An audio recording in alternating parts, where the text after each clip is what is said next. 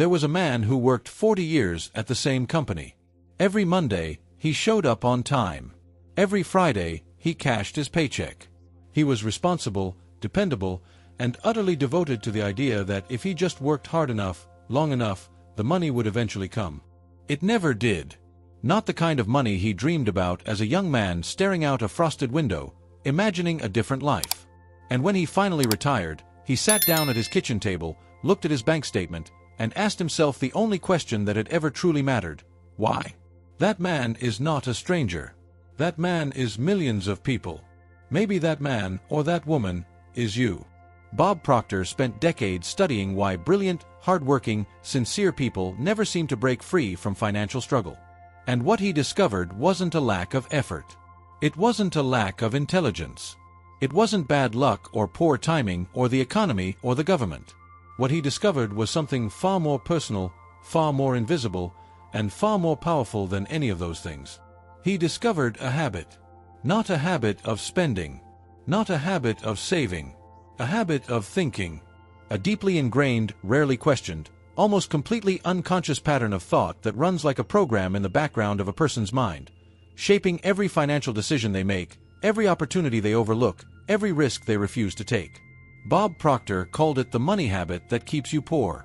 And he believed, with every fiber of his being, that until you identify it, understand it, and consciously choose to replace it, no raise, no windfall, no investment strategy in the world will ever be enough.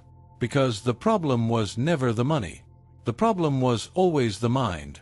Welcome to the teachings of Bob Proctor, a channel dedicated to preserving and sharing the timeless wisdom of one of the greatest personal development teachers who ever lived. If you're here for the first time, know this: what you're about to hear is not motivational fluff. It is not surface-level advice. It is a deep, honest, sometimes uncomfortable look at the mental architecture that governs your financial life, and what you can do to change it. Today's subject is money. Specifically, the invisible habit around money that quietly, persistently, and almost invisibly keeps most people trapped in financial mediocrity for their entire lives. Bob Proctor didn't discover this concept in a classroom or a boardroom. He discovered it in his own life, broke, in debt, working a dead-end job, when he picked up a copy of Napoleon Hill's Think and Grow Rich and began to understand for the first time that his financial results were not caused by his circumstances. They were caused by his conditioning. Bob would go on to study the work of Dr. Thurman Fleet, Dr. Joseph Murphy, Wallace Wattles, and Andrew Carnegie. He would study the mind not as an abstract philosophical concept but as a practical, mechanical system, one that could be understood, reprogrammed, and deliberately directed toward any result a person chose. And he made it his life's mission to teach what he learned to anyone who would listen. What follows is organized into 7 chapters, each one peeling back a different layer of the money habit that keeps people poor. You'll learn what this habit looks like, where it comes from, how it operates without your awareness, and most importantly, how to break it. Some of what you hear may challenge beliefs you've held your entire life. Good. That's the point. Beliefs that go unchallenged are beliefs that go unchanged. And beliefs that go unchanged will produce results that never change. Bob Proctor used to say, if you do what you've always done, you'll get what you've always gotten. Simple, obvious, and yet almost universally ignored. So settle in, open your mind, and let's begin where all real change begins, with the truth. Most people believe their financial situation is the result of external forces: the economy, their job, their upbringing, their education. Bob Proctor spent his entire career dismantling that belief, one person at a time. The habit that keeps you poor is not something you chose consciously. It was handed to you. It was installed in your subconscious mind during childhood through repetition, observation, and emotional imprinting.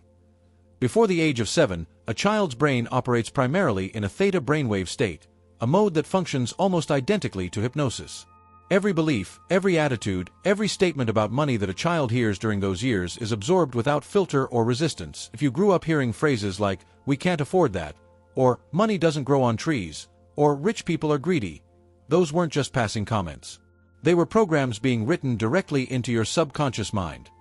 The subconscious mind does not evaluate information. It does not weigh evidence or consider alternatives. It simply accepts what it is given and works tirelessly to make your external reality match its internal programming. This is why you can read every financial book ever written, attend every seminar, follow every strategy, and still end up back where you started. The conscious mind learned new information. The subconscious mind is still running the old program. Bob Proctor used the analogy of a thermostat. If a room is set to 68 degrees and you open the window in summer, the heat rushes in, but eventually the thermostat kicks in and returns the room to 68. Your financial thermostat works the same way. Every person has a financial set point, an internal temperature that their subconscious mind works to maintain. Earn more than the set point. You'll find ways to spend it, lose it, or give it away. Earn less. You'll hustle to recover. But the temperature stays the same. The habit isn't laziness. It isn't stupidity. It is loyalty, a deep, unconscious loyalty to a version of yourself that was defined long before you had the wisdom to question it.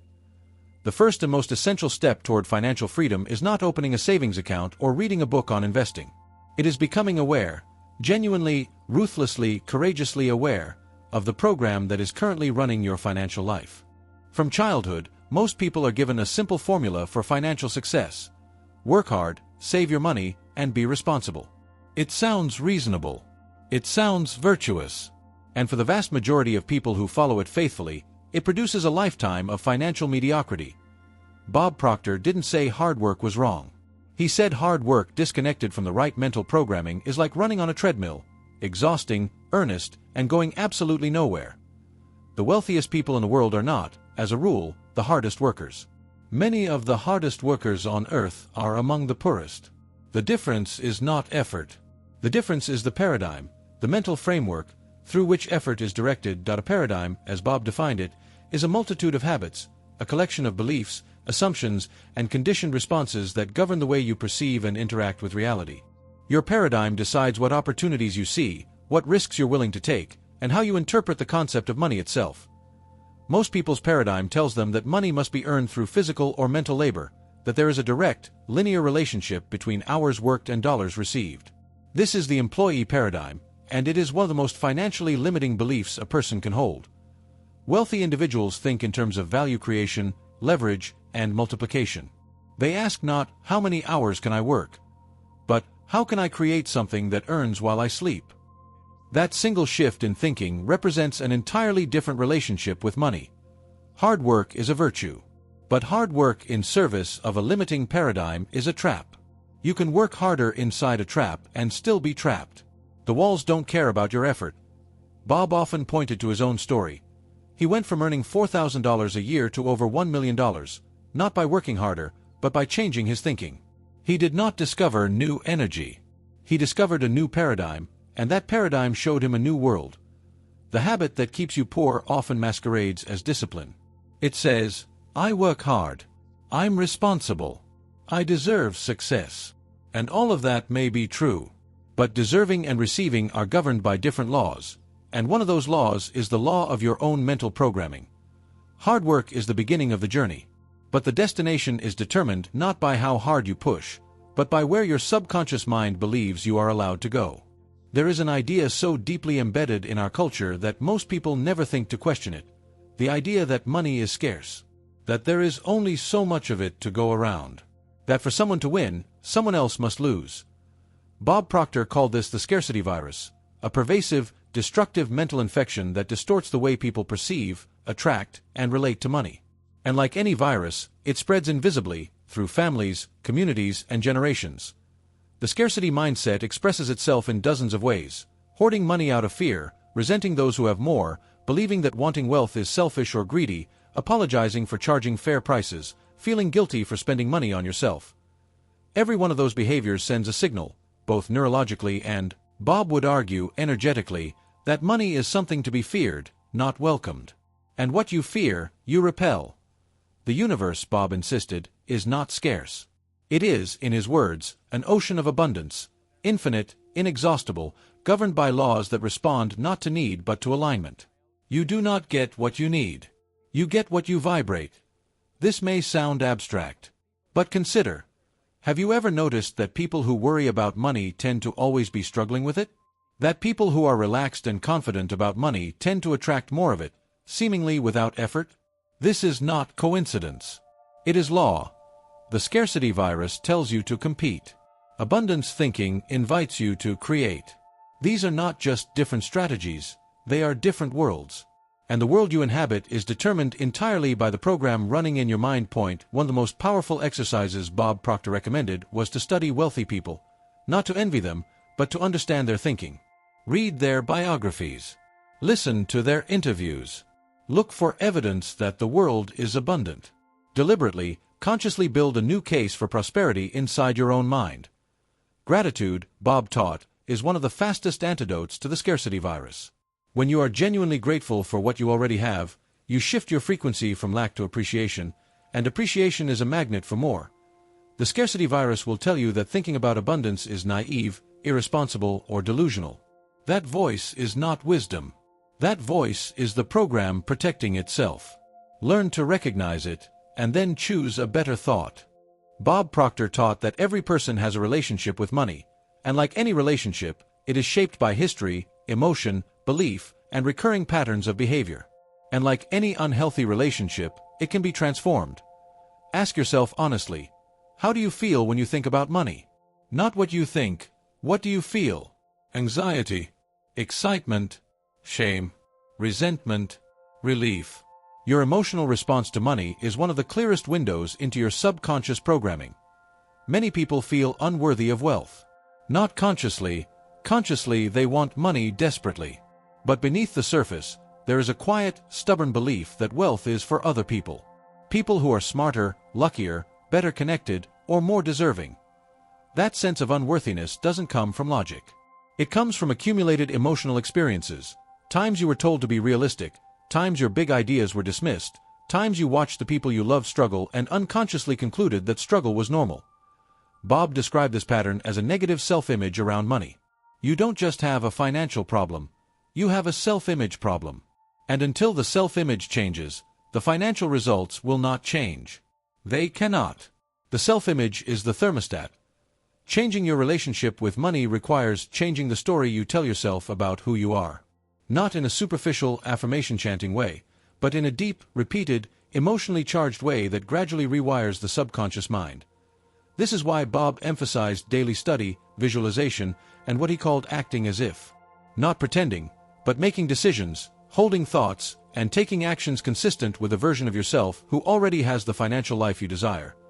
When you act from a new self-image before the evidence appears in your external reality, you are demonstrating to your subconscious mind that the new program is real. You are teaching it a new truth. Money flows toward people who feel good about money. This isn't a spiritual platitude, it is a psychological reality. Confidence attracts opportunity. Fear repels it. Guilt blocks it. Gratitude and expectation open the channel.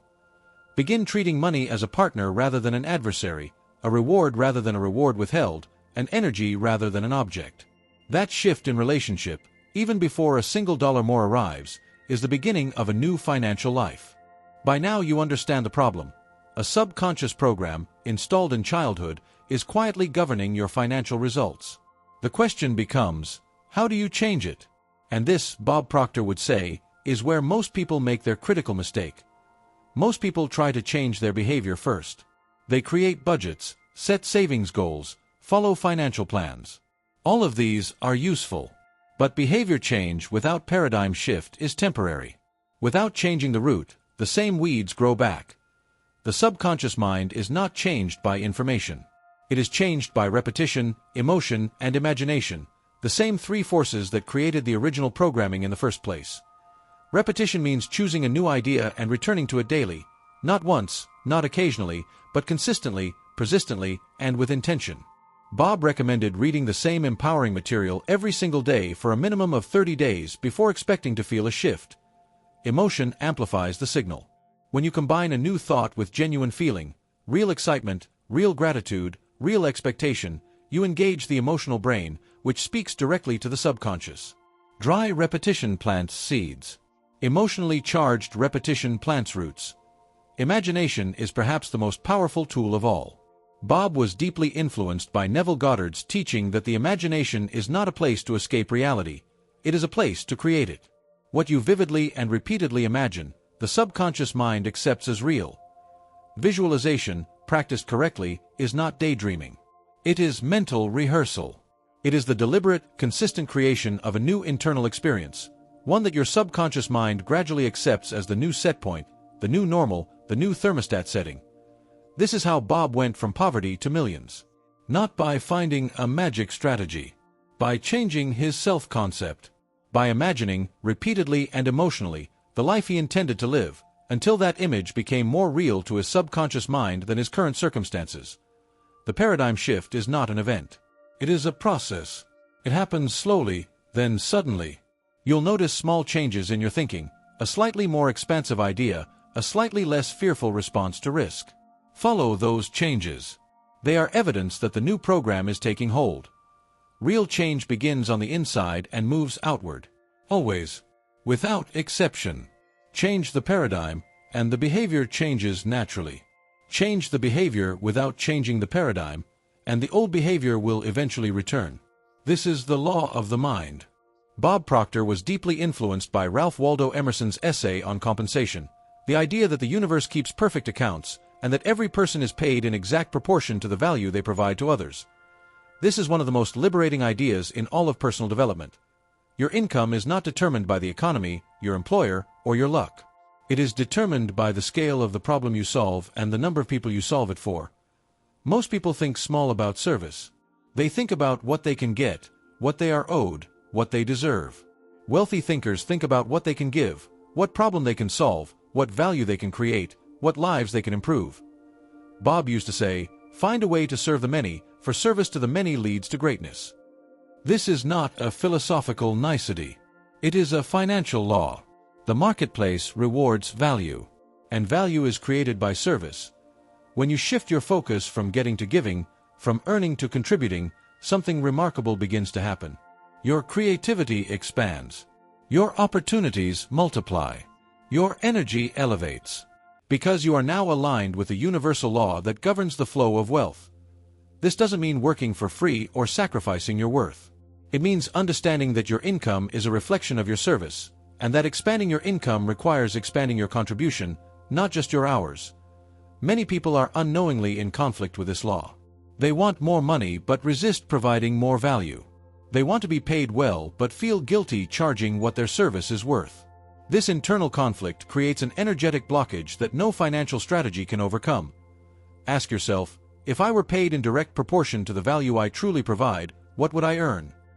If the answer is more than you currently make, the gap represents the distance between your current paradigm and the one you need. The work is to close that gap.